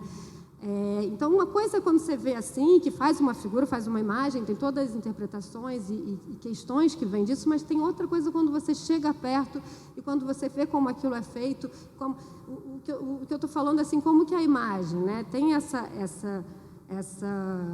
visualidade, né, e que ela pode significar alguma coisa, alguma figura ou não, a gente pode pensar a figura lá do Deleuze, né? Sem ser uma figuração, sem ser uma narrativa, tudo isso, mas também tem uma coisa que falha quando a gente chega perto, entendeu? E essa coisa que falha, que o Bacon estava chamando dos acidentes da pintura e do que ele acha interessante, é o que faz essa figura funcionar, entendeu? E a gente ter isso para nós, assim, em termos de que é isso que é essa operação que ele faz com essas várias imagens técnicas, ou vários filmes, ou livros com que ele está lidando. Ou seja, tem essa operação com a matéria, né? E que a gente, quando está diante disso, a gente está lidando com isso, e talvez seja por isso que me afeta, né? E que isso que me afeta que tem uma representação, uma visualidade, também diz respeito a alguma coisa que aí é um dos autores que ele gostava muito, que é o Bataille, que é essa fissura, né, que a gente vê ali, e que o Bataille fala assim, não tem nada mais atrativo para alguém, para um ferido, do que ver uma ferida. E isso está plasticamente sendo trabalhado, entendeu? Então, pensar esse tipo de relação é pensar como tocar no ponto, no sistema nervoso, que era um pouco a questão dele, e que é a questão de diferentes campos, né, de saber, mas como que esses campos de saber eles estão atravessados, né? Tudo isso que eu falei, antes, eu tenho todo um trabalho, tanto artístico quanto de teórico, de pensar a produção que o saber não é feito para compreender, mas é feito para operar corte, que é uma das frases do Foucault, que está para pensar a história, né? Como que a gente produz a história, está no Microfísica do Poder. Que tipo de corte, qual era a minha questão que eu estava me colocando, ainda me coloco? Qual é a posição desse corte? Que tipo de corte a gente faz quando a gente está produzindo conhecimento, né? Tanto o historiador lidando com esse material de arquivo, quanto o próprio artista quando está colecionando e escolhendo e usando esses materiais da nossa vida cotidiana, né? E como que posição de corte é essa? Que posição de montagem é essa? E a nossa posição ao olhar também isso, né? De poder, por exemplo, se movimentar, poder ver essa imagem, que ela não é só evidência de alguma coisa, por exemplo, evidência de que ele usava tal e tal referência, evidência de um corpo carne, né? Que é muito falado essa questão da vianda e da carne, né? Mas que também é um corte de pele, né? É um corte... diz respeito também a uma forma de pintar, uma determinada materialidade da pintura que permite que aquilo ali se torne visível e que a gente possa sentir isso, que é tocar no núcleo do sistema nervoso e, de alguma forma, ser afetado com aquilo ali, né? Então... num certo sentido, isso que eu tenho pensado, e isso que eu acho, fica muito mais difícil de pensar isso com um artista como ele, do que com outras questões, né? De como a gente pensa a produção historiográfica como essa produção de cortes do saber, né? Então, eu acho que é um pouco isso. Obrigada.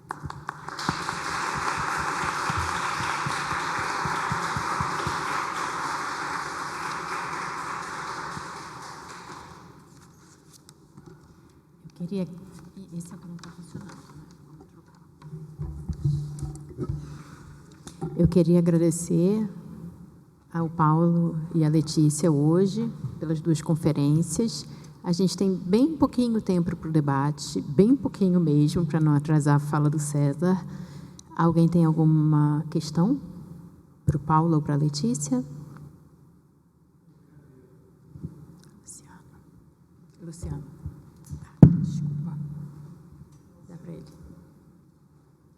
Não, eu fiquei pensando, Paulo, na hora que você estava falando dos objetos, você mostrando os objetos, quer dizer, na verdade, todos os objetos ali, apesar de categoricamente não serem considerados arte, né, por algum, todos eles foram feitos por artistas. Você tem um nome, né, que é o Franz Post, o outro lá, que você também não me lembro mais qual, e tem a Flâmula, por exemplo, que é um artista anônimo, mas todos, sem dúvida, ali são objetos concebidos por artista. Talvez a gente possa pensar pelo registro do artista e não pelo do objeto. É só uma questão assim que me ocorreu, né, nessa exposição, quer dizer, na verdade, tudo que foi mostrado ali é de um artista, né? Tem um artista por trás.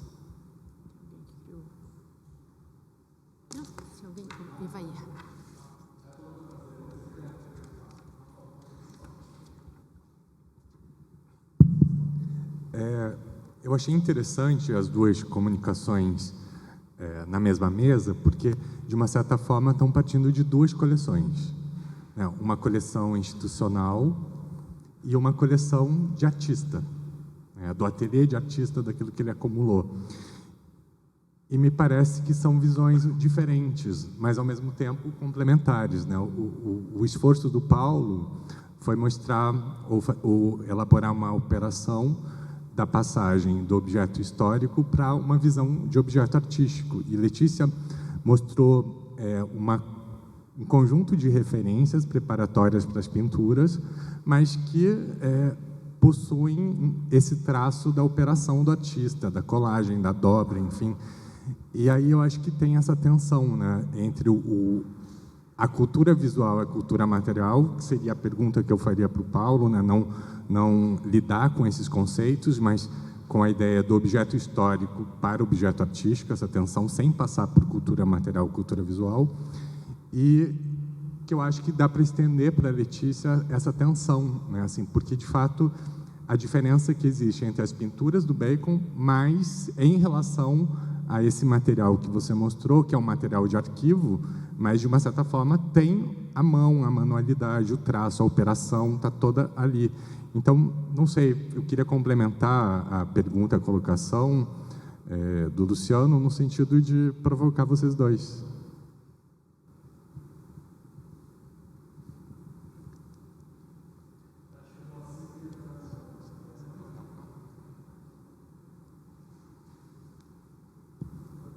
Vou só complementar também para a Letícia. Não, finalmente eu entendi sua fala no final, a questão do corte. O que você estava querendo dizer com essa aproximação que você vinha fazendo da ciência, quer dizer, dos arquivos, né, de ciência e de arte, né? E no final, finalmente, a questão do corte, se eu bem entendi, no Francis Bacon, quer dizer, você falou de um corte epistemológico, né, um corte da ciência, e ali o corte como físico, pelo que eu entendi, quer dizer, a dor, né, algo que é dor e que te remete à questão desse sistema nervoso. Eu não sei se é isso bem que eu entendi. Bom, enfim, poderia falar um pouquinho mais depois. Eu queria só complementar uma coisa que também o Iva pontuou. A Letícia estava falando dessas imagens provenientes de métodos, né, científicos e mecânicos, máquinas que geram imagens e essas imagens vão afetar o artista. Mas Paulo comentou que é curador da coleção museológica. E sobre ser curador de toda a coleção museológica, bibliográfica e arquivística documental com esse olhar artístico, eu queria que você pudesse comentar um pouquinho mais sobre como são esses desafios.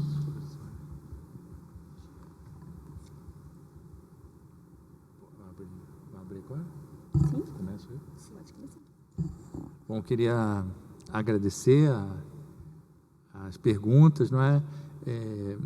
Tentar ser breve, vou seguindo aqui a lista, né? Luciano, primeiro, eu acho que o desafio que a gente tem em pensar a arte num contexto ampliado sofre das tradições da historiografia da arte, né? Quer dizer, o fato dessa flâmula não ter autoria, não é? De certo modo, é um produto das hierarquias estabelecidas no mundo das artes, né? Dera eu ter a chance de ter pesquisadores disponíveis para ir buscar toda essa... A indústria de flâmula, por exemplo, é uma coisa que acabou, né? No processo eleitoral, todos os produtos eleitorais, que é o caso da memorabilia política, não é? Estão associados à legislação eleitoral. Não sei se vocês lembram, por exemplo, bottom não existe mais, agora são coisas coladas, não é? Decalque. Isso não é porque as campanhas resolveram, é porque a justiça eleitoral proibiu uma coisa e permite a outra, não é? Então, toda a produção de memorabilia política, de campanha eleitoral, não é? Está associada à legislação eleitoral. Estou louco para ter um pesquisador para estudar, eu estou agora orientando, estudando cartaz, mas tem flâmula, caixa de fósforo, todos esses negócios, né? São muitos os produtos, né? Então, seria importante a gente avançar nessa pesquisa para a gente entender melhor o contexto dos artistas desses diferentes produtos, né? Quem eram as pessoas que criavam esses produtos e como faziam, não é? Então, eu acho que, nesse sentido, não é? A gente tem a oportunidade de olhar para a obra de arte e rever certos paradigmas da pesquisa histórica tradicionalmente consagrada, não é? Evaí, eu acho que você tocou aí no ponto que a mim interessa muito hoje, que eu chamo de objetos do olhar, não é? Esse objeto que sai do contexto utilitário, de sentido material, que é feito para você pegar, não é? Usar, para você levar o objeto para o contexto do olhar, não é? O objeto sai da sua primeira vida e entra numa segunda vida pelo processo de musealização, não é? Eu não falei do meu... No fim, eu cortei minha fala por causa do tempo, e eu queria terminar com o meu ready-made, não é? Que é o carrinho e a pá do imperador, não é? Que são objetos utilitários, não é? Que ele usou para inaugurar a obra da primeira estrada de ferro no Brasil, não é? Mas que foram objetos decorados com sentido comemorativo. É um objeto que foi feito para ser usado, mas já pensando em ser olhado. Não é? É um objeto interessante. E eu brinco que, para mim, ele é o Marcel Duchamp avant la lettre, porque antes do conceito de ready-made existir, o imperador já tinha inventado um lá com o Barão de Mauá, não é? Que é o carrinho e a pá. Não é? Mas o que eu queria destacar é justamente que esse estudo todo da história do processo do colecionismo pela sua prática é a possibilidade de a gente investigar essas relações entre o mundo da cultura material e a cultura visual, não é? No caso do Franz Post, por exemplo, não é porque ele é um quadro que foi feito para ser visto que ele é utilizado do mesmo modo, não é? Como obra de arte europeia, ele tem um sentido e usos completamente diferentes dos usos que ele tem como arte da representação do passado no Brasil. Não é à toa que até a Viscondessa de Cavalcante adquiriu o seu e apresentar publicamente o seu Franz Post, o seu apartamento em Paris, não é? Ninguém pensava o Franz Post como um documento da história do Brasil, não é? É depois disso que aparece essa pintura holandesa como documento da história do Brasil e não como obra de arte europeia, não é? E passa a ser brasileiro, não é? Então, isso tudo implica, não é, em a gente estudar o circuito do objeto obra de arte e não necessariamente dos significados implícitos na imagem, não é? Finalmente, não é, Beth, eu acho que você me colocou um desafio impossível para uma pessoa só, não é? Quer dizer, a coleção museológica tem 5.000 e poucas peças, que é uma luta, não é? E sem dúvida nenhuma, o universo do arquivo e dos livros, não é? É gigante. Mas, neste caso específico, eu reconheço também que a prática de colecionar não foi movida pelo gosto artístico. No caso da coleção museológica, de objetos históricos, como dizem, não é? Como chamava desde 1880, no primeiro catálogo do Moreira de Azevedo, não é? De objetos históricos, não é? É muito evidente, do meu ponto de vista, que a seleção foi definida pelo critério artístico, não é? Diferente do caso do arquivo e da biblioteca. O critério artístico não foi uma seleção para esses objetos. Em compensação, lá tem uma marca que merece ser estudada, que é o nome do autor, o nome do dono do livro, não é? Não dá para entender a prática de colecionar os livros sem investigar, não é? De quem era o livro, não é? E de quem é o autor do livro, não é? Então, não é uma coleção que você vai dizer assim, você vai encontrar tudo da ocupação holandesa no Nordeste do Brasil, não é? O que moveu não foi o tema de investigação, o que moveu era quem estava estudando, não é? E isso eu acho que é uma característica que merece ser investigada na coleção. Esse quem não aparece na coleção museológica, não é? Inclusive, há muita confusão, inclusive, de identificação de autores de obras de arte, não é? Que dizem coisas assim, contraditórias, não é? E que circulam nos catálogos publicados, não é? Erroneamente. E o outro vem e publica outra coisa errônea em cima, não é? Não havia nenhuma expertise propriamente sobre o tema, não é? Então, o que eu quero chamar a atenção é que as coleções do IHGB, ainda que todas tratem da história, elas, na sua prática de colecionar, revelam formas de tratar a história diferentes, não é? Isso é minha hipótese, não é? Minha hipótese que eu estou convencido genericamente, que tem práticas de colecionar diferentes, não é? Não sei se a minha hipótese das caracterizações é a mesma, não é? Mas no caso da coleção museológica, eu sou convencido de que o critério da materialidade extraordinária do objeto, de ser não é uma cadeira qualquer, não é? É uma cadeira que é de um produto qualificado artisticamente, plasticamente, pelos seus materiais caros em geral, não é? Especiais, não é?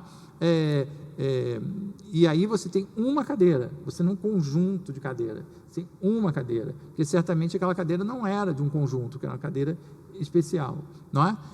Então isso tudo vai me indicando esse interesse, esse olhar para o objeto que é conduzido pela materialidade do objeto no sentido extraordinário, não é? E pelo sentido plástico do objeto, não é? É o caso, por exemplo, a mão do imperador, a mão da princesa, é tudo em material nobre, é bronze dourado, é mármore, você não tem coisas assim banais, não é? Então, eu acho que, do meu ponto de vista, não é? Eu defendo que a coleção foi de história conduzida pelo olhar artístico, não é? No sentido da qualidade plástica, no sentido da qualidade eventualmente autoral e no sentido do caráter extraordinário dos materiais, não é? Isso é o que eu tenho tentado esmiuçar a partir dos objetos reunidos, não é?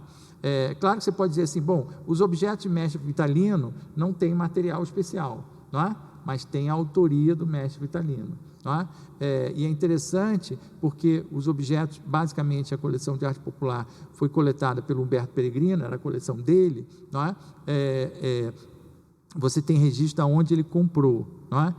Então mostra esse mesmo tratamento, não é? Da obra de arte, né? Do controle da procedência muito claramente, não é? Enfim, é isso. Eu diria que as outras coleções vale investigar as práticas de colecionar das outras coleções, não é? Isso eu só posso arriscar palpite.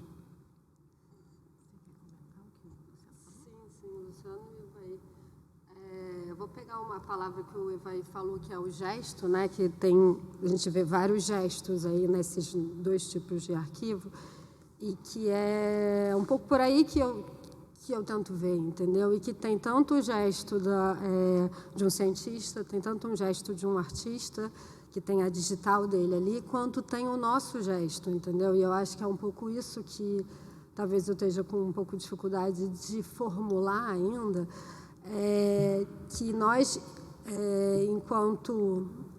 Eu estou pensando em historiadores, ou como alguém que faz um gesto crítico, né? Sobre, por exemplo, uma pintura ou um trabalho de um artista, que tipo de cortes a gente faz, e que tipo, quando eu estou pensando em corte, eu estou pensando em costuras, em montagem, como a gente, a partir dessa frase do Foucault, que é um pouco a minha série até de arte, que é operando cortes, como que a gente opera cortes para produzir saber, para produzir coisas, para colocar coisas no mundo, né? Então, o nosso próprio gesto, quando a gente vai analisar, olhar, apreciar ou escrever sobre, uma coisa que eu quis recortar aqui, né, e recortar aqui para vocês, como, na verdade, o arquivo traz muitas coisas, né, mas talvez uma coisa que eu achei interessante a gente pode cortar com uma coisa de existe uma visualidade, existe uma evidência ali, né, de imagem que faz figura, né, que tem toda uma relação sobre aquilo é figura, tem a ver com a figuração ou não, narrativa ou não, vem de tais e tais elementos que a gente pode conectar, e a gente vai virar, né, tipo um grande investigador, né, detetive, de pegar aqueles sinais, né? Mas tem uma coisa que faz parte dessa coisa que nos afeta, que é, por exemplo, a falha, né? Que eu falei desse movimento, né? Disso que eu escrevi, né? Tem algo que constrói, né?